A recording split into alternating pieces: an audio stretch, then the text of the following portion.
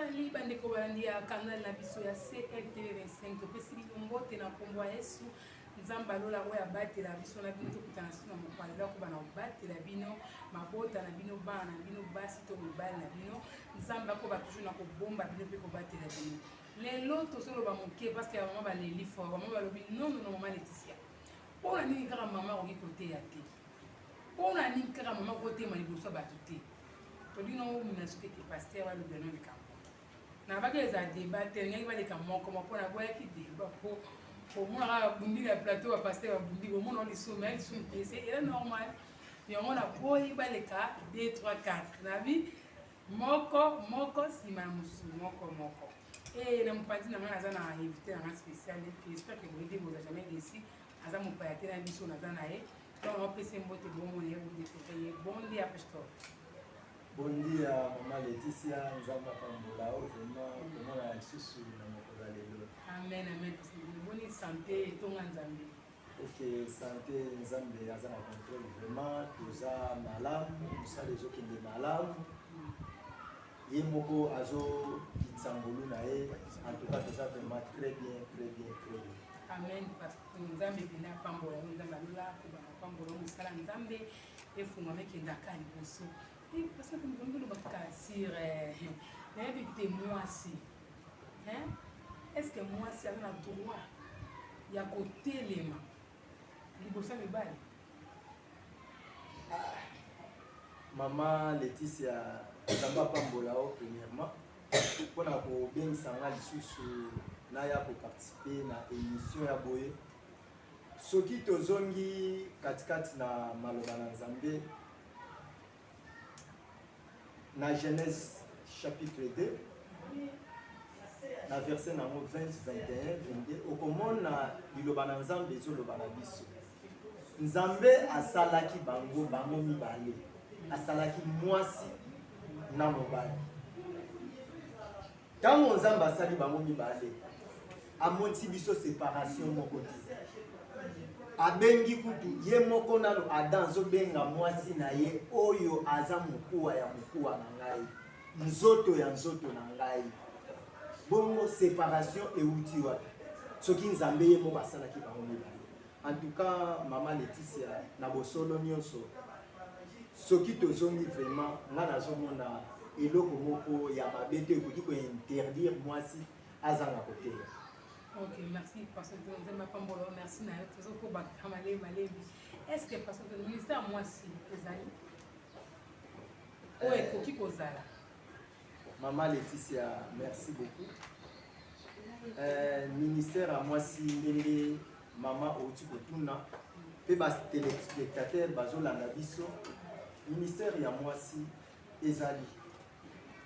Ministère ya moi si ezali pona kofungola yango tokozana mukanda ya Exode. Po lelo naza na posa to tanga makambo malamu. Po soki tozolobela ngo kaka na monoko ezangi appui yango ezomema biso na confusion. Esengeli to tanga na mukanda ya Exode. Tozozwa mukanda ya Exode chapitre 15 verset 20. Nini Bible ezoloba na biso. Exode chapitre 15 verset 20. Bande kobolimbisa na lombango nyonso nazozwa Exode chapitre 15 verset 20. Tutangi maloba na Nzambe na kombo na Yesu Kristo. Amen. Marie, la prophétesse, sœur de Aaron, prit à sa main un tambourin et toutes les femmes virent après elle avec les tambourins et dansa. Et si ka oyo Bible ezoloba na biso Marie oto bengi na kombo ya Miriam tango bauti Égypte tango bazobima c'est vrai na mer rouge ezalaki escale ya monene mais Nzambe asalelaki bango ngolu atako bamonaki ba miracle oyo Moïse akokaki kolakisa na mboka ya Égypte. Bamonaki na bango ba miracle. Bakumbisaki na bango Nzambe, bayebaki Nzambe kasi kokamwa mer rouge tango efungwami nzambe afungoleli bango ebale. Bible ezoloba tango bakatisi pe pharaon oyo bazalaki komona puissant na basoldat na ye na lolenge bango bazwaki lokola nzambe.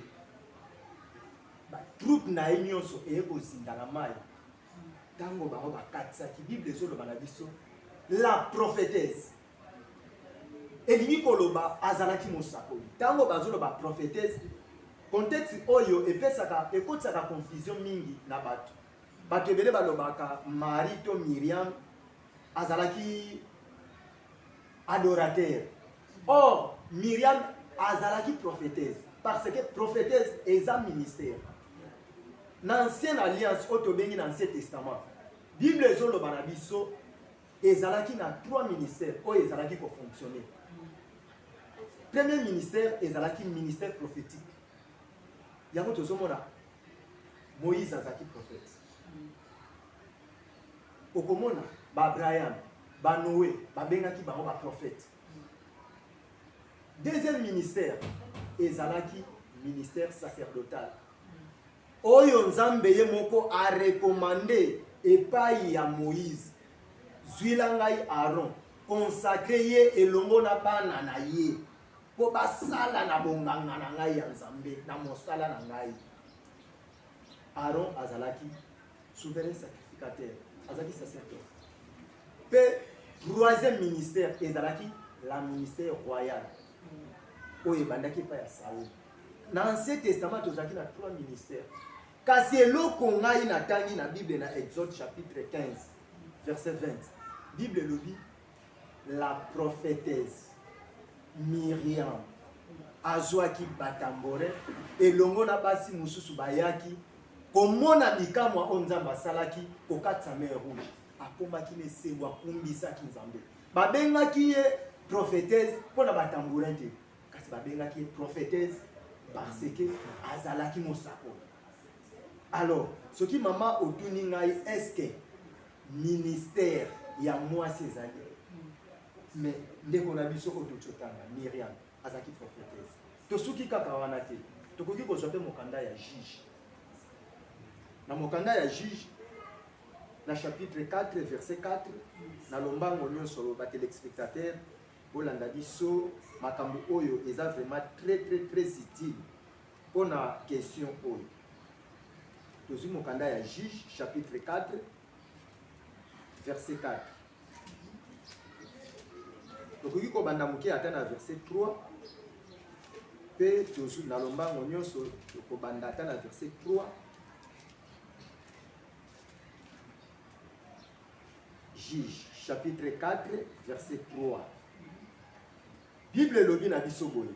Les enfants d'Israël crieront à l'Éternel, car Jabin avait 900 chars de fer et il s'opprima avec violence les enfants d'Israël depuis 20 ans. 4. Dans ces temps-là, Déborah, la prophétesse femme de Lapidon, était juge en Israël. Siégeait sous les palmiers de Déborah, entre les Rama et les Bethel, dans les montagnes d'Ephraïm, et les enfants d'Israël montaient vers elle pour être jugés.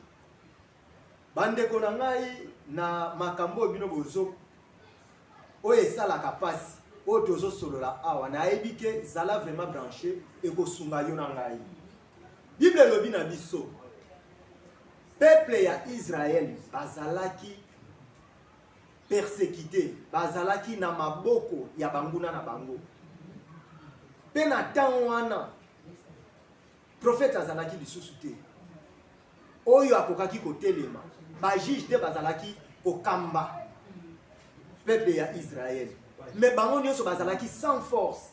Kasi yoka likambo awa yaya nazote ya te me oyo eza émission, mais maloba oyo eza très utile. Bible elobi na biso la prophétesse na kombo ya Déborah, la prophétesse na kombo ya Déborah na ntango wana azalaki juge, azalaki juge. Or, bandeko, likambo otozolobela ya Déborah.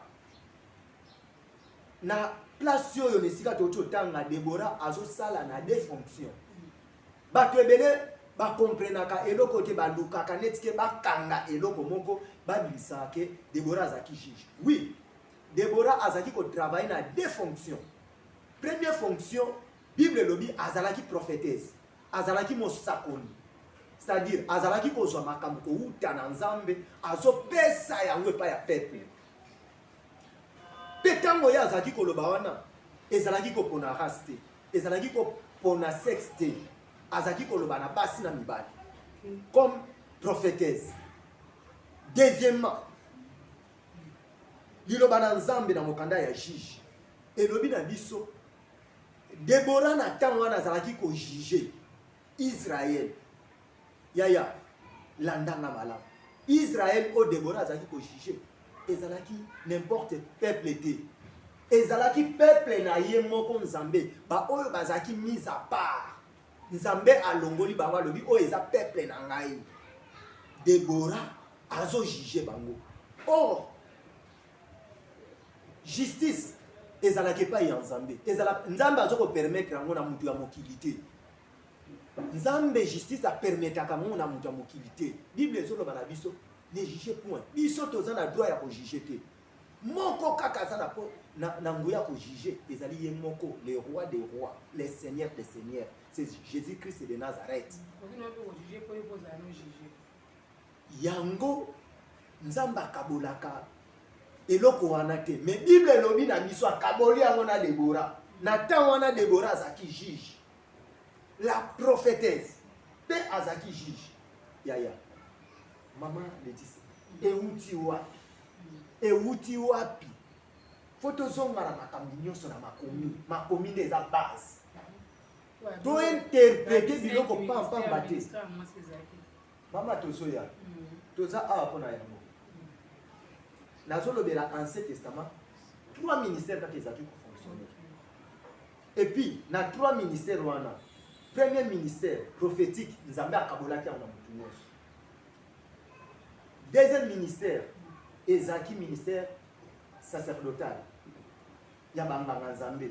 Wana ezalaki mise à part. Nzambe alongolaki yango atiaki yango mise à part. Wana ezalaki kaka mpona libota moko po tobengi balevi.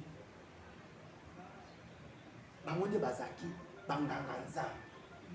Mais ministère royal ezalaki mpona ye moko Nzambe. Azalaki kotala nani oyo ya kosepela, oyo ya kosepelisa motema na ye po apesa ye royauté na ye moko Nzambe.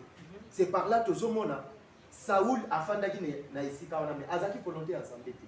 Mais tango volonté ya Nzambe kokaki alukaki oyo asengelaki asala musala wana ezalaki David. Pesi ma David ye moko azoloba oko bokonzi oyo ezali mpona mwana na o Salomo. Vous voyez?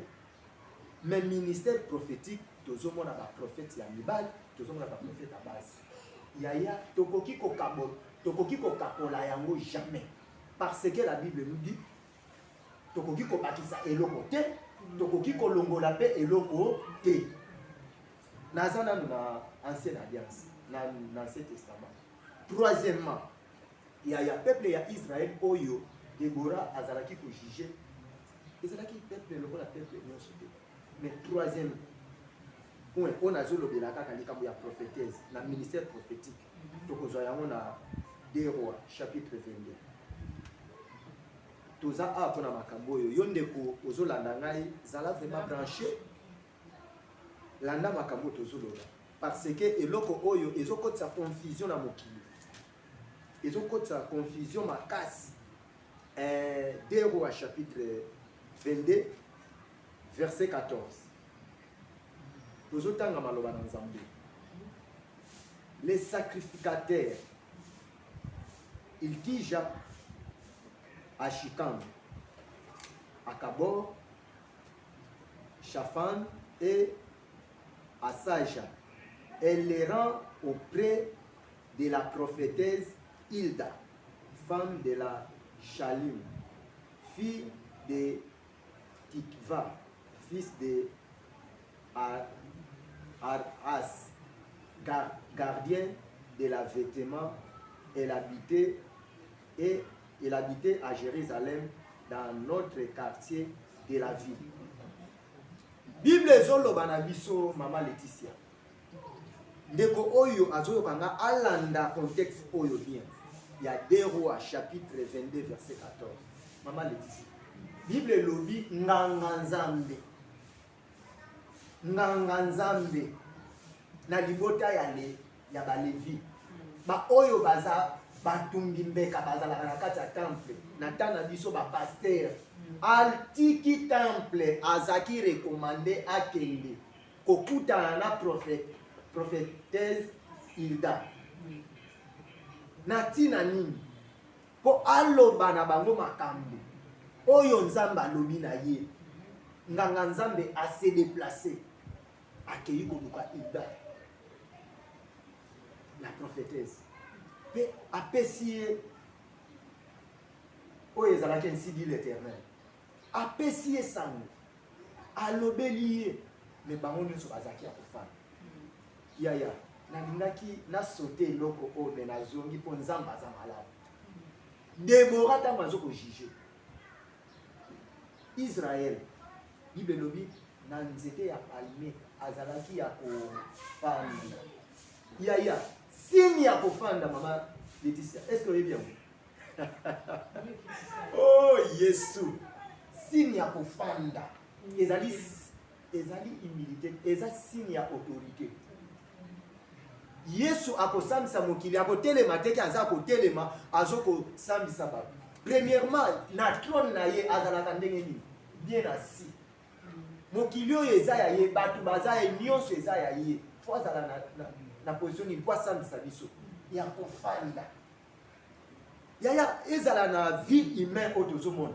Soki oke na justice liboso ya ba magistrat na mutu oyo azosambisa oyo abengani magistrat na yo oyo oui nani azalaka kotelema mutu oyo bazosambisa oyo aza problématique okozala ya kotelema ata pendant 2 heures 3 heures du temps mais baye oyo baza na pouvoir na autorité fo bazala si yaya mokanda na nzambe elobi na biso Debora azalaki asi awa mpe Bible ezolobela biso na 2 Rois Hilda azalaki bien asi. Namoni esika oyo liloba na nzambe na ancienne alliance ezokondane mwasi te atravaye te azwa ministère te euti wapi. Nani oyo alobi yango? Soki na ba téléspectateurs oyo bazolanda ngai soki eza na mutu oyo alingi kocontredire malobo nga nazoloba aleka soki aleki tokoleka na débat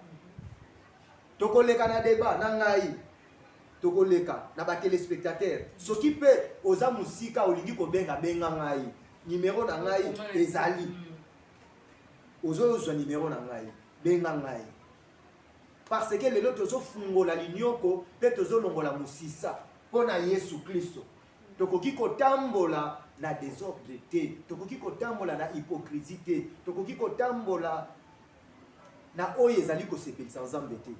Bible elobi na biso Hilda la prophétesse azalaki asi ayambi nganga nzambe azalaki mwasi te azalaki mobali aye koluka la prophétesse Hilda pe atuni nini nzambe alobi. Tanga contexte on a ya 2 Rois chapitre 22 na verset 14. Nazo ko parcourir nazo poussa lisusu liboso tokoya kozwa mokanda ya Joël chapitre 2 verset 28. Ah Yesu tozo ko avancer mokanda ya Joël chapitre 2 tozana na ancienne alliance tozo ya pe na nouvelle alliance. Joël chapitre 2 verset 28. Bible lobi na biso boye. Après cela, je répandrai mon esprit sur toute chair. Vos filles et vos fils prophétiseront. Vos vieillards seront des songes et vos jeunes gens des visions. Yaya, Maman Laetitia. Ok. Na ebite yonde mutu bapesi maloba. Est-ce que na avancé ou bien ma question ngo ya kaka?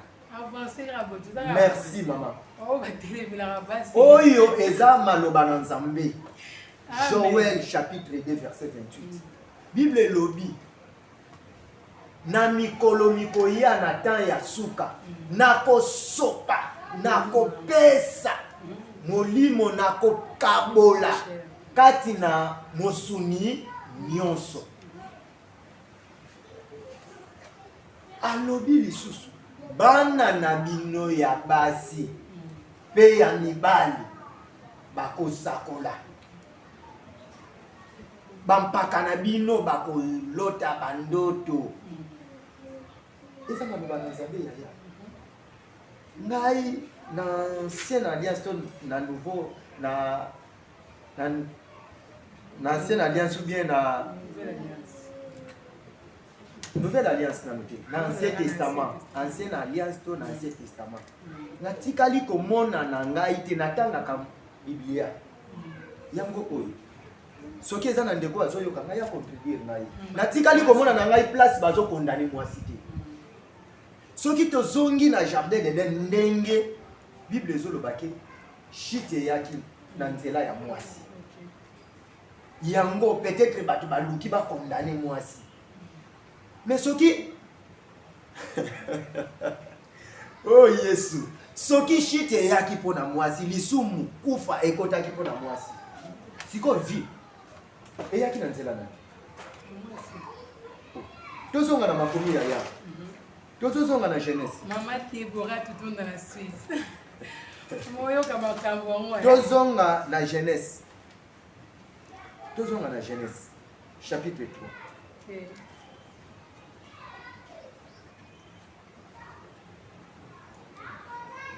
Na Genèse chapitre 3. Tokozwaka na verset 15. Tokozwaka na verset 15. Toki pe kotanga 16 ba téléspectateurs beaucoup kotanga 15 na 16 pe na 16. Bible ezoloba sima makambo tozoloba sima ya nyoka kokosa moi Ève mwasi. Bible ezoloba na biso je mettrai l'inimitié entre toi et la femme, entre la postérité, entre ta postérité et la postérité de la femme d'elle.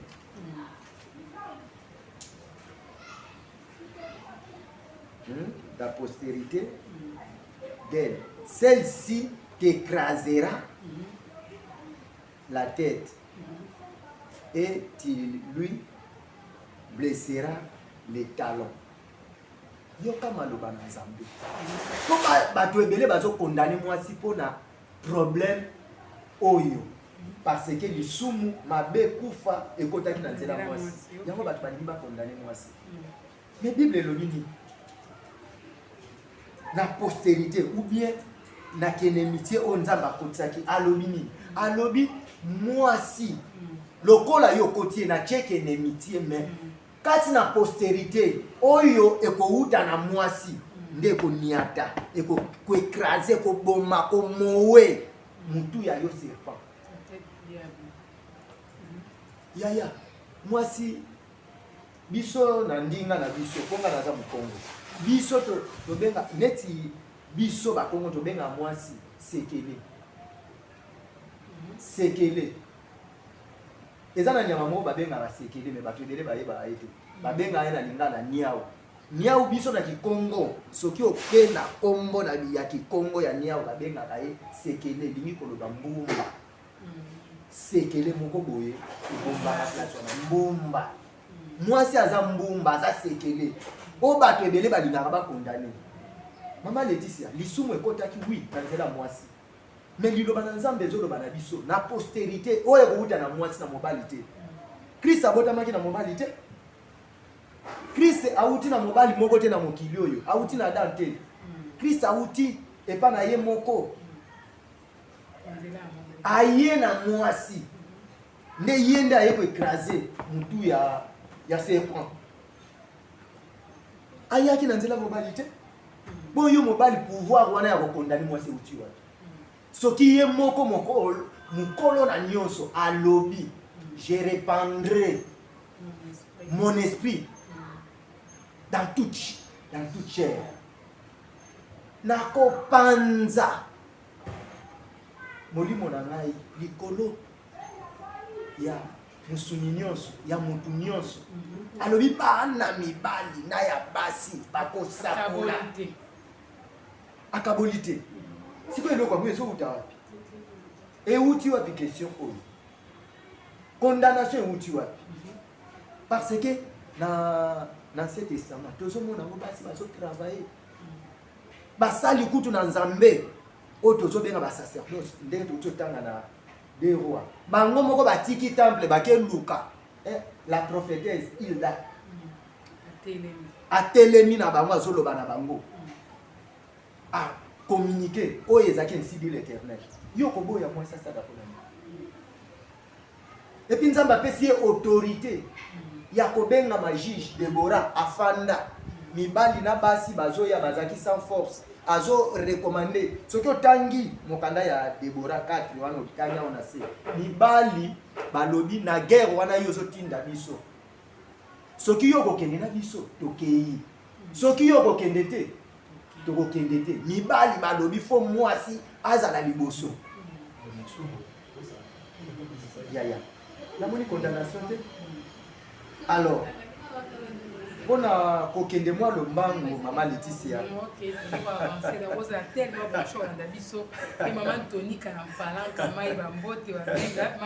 oh nzamba lola place condamnation yi 1 Corinthiens chapitre 14 et il y a pas apôtre Paul ye muto azobetela ngo sete 1 Corinthiens 14 tout à eh mama kolimbisa ngai tokata na tute ça va parce que batebele baki na posa penza balanga loko oyo vraiment kasi nazwaka mutambo et baza vraiment belé ba pasteur abasi baza vraiment OK nazo loba nanu na lombango alors avant na ya nanu na condamnation ya apôtre Paul alobi mwasi akoki koteya te nazongi mwa moke na nsima na mokanda ya les actes des apôtres chapitre 2 na lombango nyonso mama Laetitia bolimbisa ngai chapitre 2 les actes des apôtres verset 19 yoka likambo oyo ndenge ntango bayambi molimo mosantu bayekoli na première église oyo eza première église bible elobi dans les derniers jours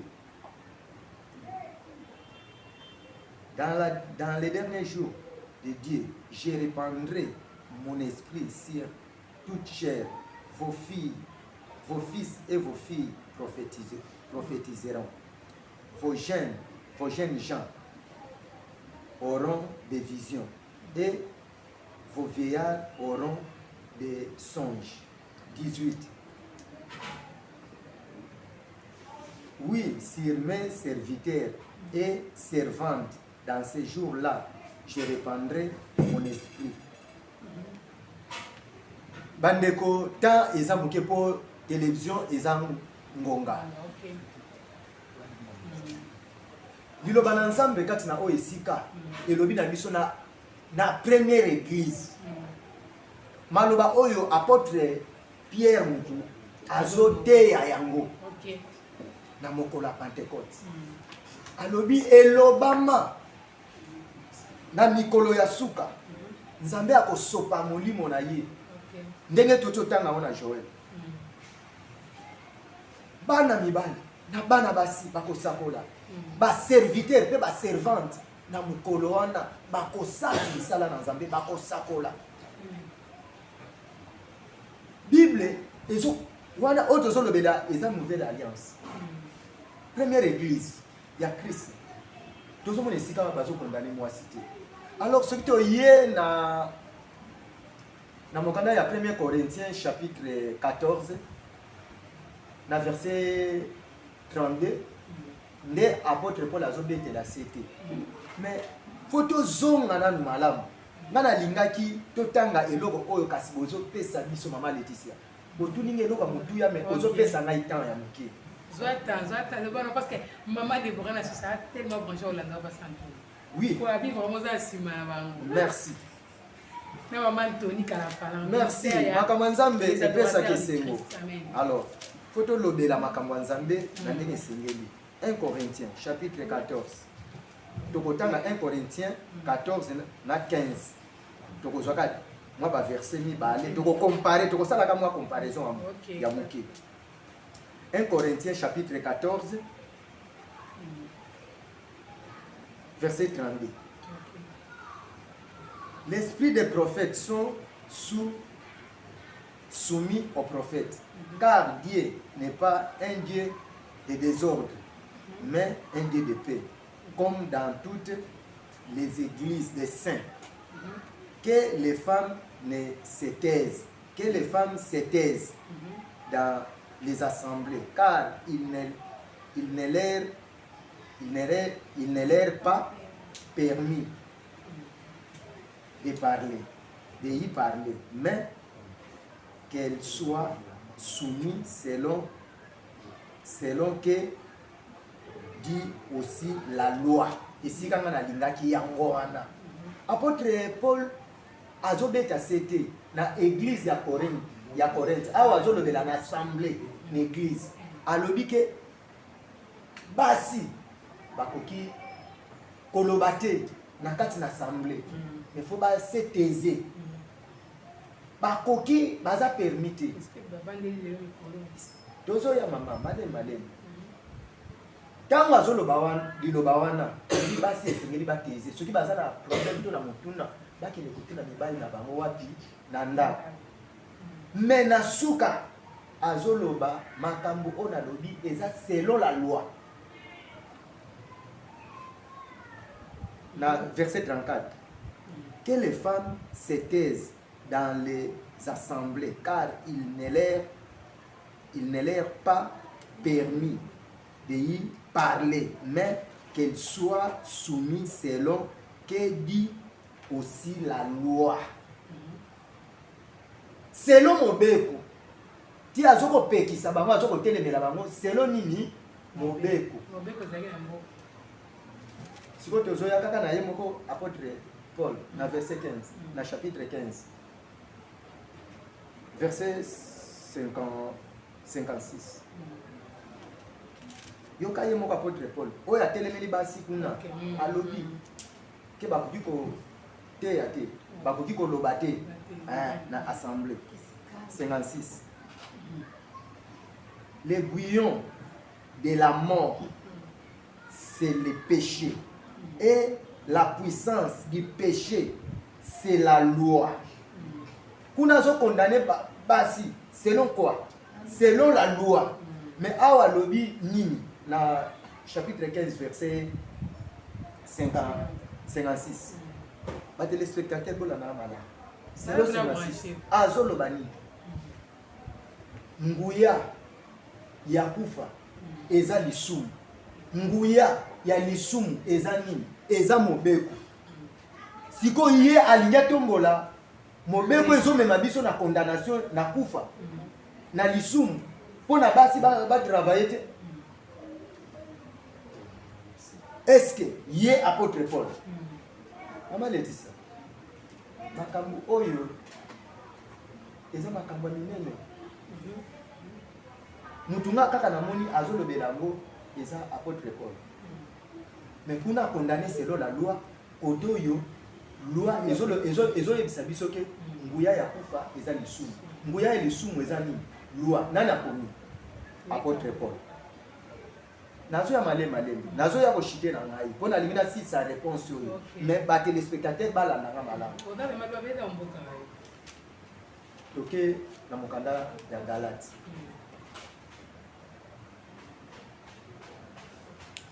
Maman Déborah Tutunda. Mbote maman. Toke na mokanda ya Galate. Ministère ya Pan David. Chapitre 3, verset 26. Galates 3, 26. Bible ezoloba na biso. Oh Jésus. Ye moko apôtre Paul, yoka makambo azo ya kokomela biso. Car vous êtes fils de Dieu par la foi en Jésus-Christ. Car vous êtes tous fils de Dieu par la foi en Jésus-Christ. Vous tous qui avez été baptisés en Christ, vous avez reçu Christ. Il n'y a plus de juifs ni de grecs. Il n'y a plus ni esclave ni libre. Il n'y a plus ni homme ni femme. Car tous vous êtes un en Jésus-Christ. Maman. Yoka. Oyo malobo ngamu na komi yango te. Ba pasteur ya mokili na ba prophète ya mokili oyo bango te ba komi yango. Apôtre Paul. Ye a condamné mwasi. Mais kote oyo azo préféré alobi biso nyonso oyo tozalaki baptisé kati na Kristo. Séparation ezate. So nyonso toza ini. Moyuda azate, mwumbu azali te, mwasi azali te, mobali azali te. Na corps de Christ biso nyonso tozo œuvrer. Na corps de Christ biso nyonso tozo fanda na mesa ya roi. Bongo makambo oyo. Alors pona kobete na mosete. Apôtre Paul azaki un apôtre. Oyo afandaki na makolo ya Jésus te, kasaza apôtre n'excellence parce que akutanaki na Christ na nzela Damas. Afandaki na makolo ya Yesu te. Asalaki musala. Biso tokoki koloba te ke o apôtre Paul boye tokoki ko condamner te parce que aza mosali na Nzambe akomi. Mais yoka sikoyo place ndeko na ye. Oyo ye moko Christ atikelaki responsabilité ya musala na ye. Oyo Christ atikelaki responsabilité alobi ke kati na libanga oyo ngai nazoto l'église na ngai. Oyo abandi ko prêcher liboso ya peuple nyonso. Apôtre Pierre. Na kanisa mama Laetitia verset ya suka na ligne ko pesa mo ke po esala mo ko shite na yi. Eza problème na de Pierre. Ba téléspectateur de Pierre. OK. Toza mokanda ya de Pierre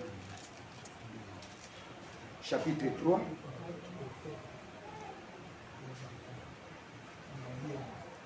de Pierre chapitre 3 verset tokuiko banda na biso na 14 15 à 16 mais nga nazo banda na 15 mais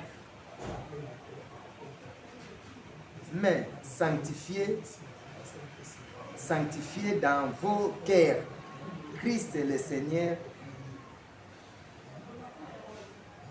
On a zotanga 1 Pierre volume 2 Pierre chapitre 3 verset 15. Croyez que la patience de notre Seigneur est votre salut, comme notre bien-aimé frère Paul vous l'a aussi écrit, selon la sagesse qui lui a été donnée. C'est ce qu'il fait dans toutes les lettres où il parle de ces choses dans lesquelles il y a des points difficiles à comprendre, dont les personnes ignorantes et mal affermies tordant les saints comme celui des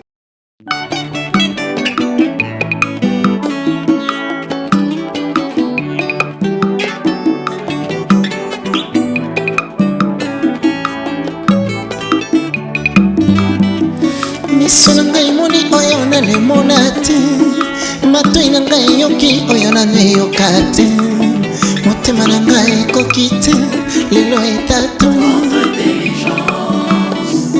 esika mayele na ngai esukaka ya Yesu ebandi. Esika mayele moto ezosuka ya Yesu ebandi ye. Ale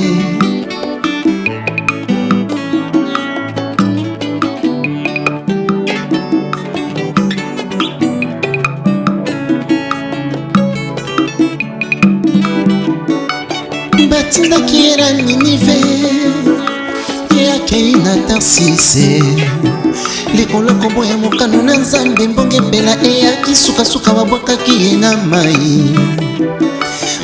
Bandeko botala intelligence mene ekanisaki nyonso esili. Bandeko boyoka matematika moto na miso ya Nzambe ebimi pamba ye. Misemeli ye mpona kokokisa mokano Nzambe Jonas aboyaki na ye. Asanzi ye na nini oyo nini ye.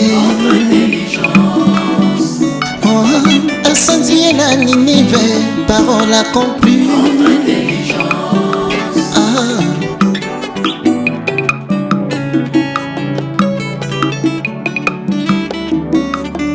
Asalaka na ye voyo ero utabo mwana na ye.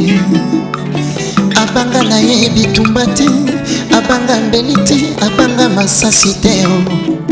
Kasi mokola telemi ya finga Nzambe Israela akufa na libanga ye.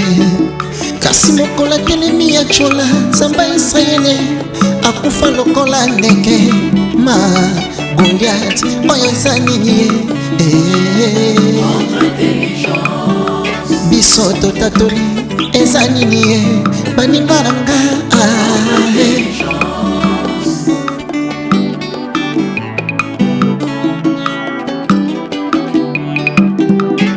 Intelligence humaine elobi soki moto akutani aveugle ata mokolo moko akoki kozongela vision te. Aveugle Bartime bato mokili batiaki point final na vie na ye. Kasi mokolo akutanaki na contre intelligence aveuglema ya Bartime esilaki. Kasi mokolo akutanaki na oyo akonfonda mayela ya bato miso na ye emonaki lisusu baninga oyo nde nini ye. Yango nga na tatoli eza nini ye.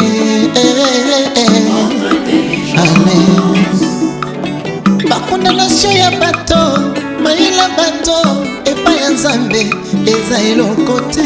Baloba bafinga batuka ata bachola na miso na Nzambe eza eloko te. Nzambe na nga akokwisa ata bakondane nga ona kobota te. Po Nzambe na nga azongisaka batrompe ata bakondane nga ona kobala te. Po Nzambe na nga abalisaka na ye pe ata bakale kobanga te. Nzambe na yo azali ata malade kolenga te. Mobikisi na yo azali asopaki makila na kolokota mpona yo obela te olenga te. Mokangoli na yo azali bakondanasio ya bato mayela bato epai ya Nzambe eza eloko te. Baloba bafinga batuka ata bachola na miso na Nzambe eza nango zero. Nzambe na nga azali akokwisa bakondanasio ata bakondane ngai na medesi nakobota te eza lokuta. Po Nzambe na nga azali azongisaka bato na opération sans cicatrice ata bakondane nga na famille nakobala te eza lokuta.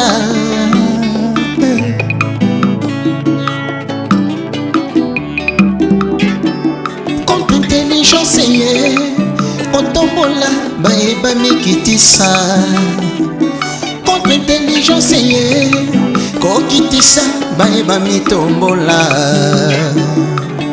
bakondamnation ya bato bayela bato epai ya nzambe eza eloko te baloba bafinga batuka ata bacola na miso na nzambe eza nango zero nzambe na nga akokwisa ata balakeli yo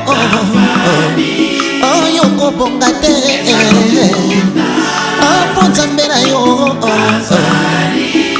asalaka na ye nani asalaka lokola nzambe na ngai namoni te akotikala kozala te Christ Emmanuel.